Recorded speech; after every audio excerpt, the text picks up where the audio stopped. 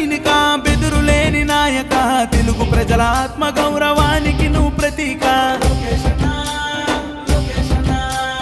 పేద ప్రజల కండగా అభయమిచ్చినావుగా అక్రమాలను ఎదిరించక పిడికిలెత్తినావుగా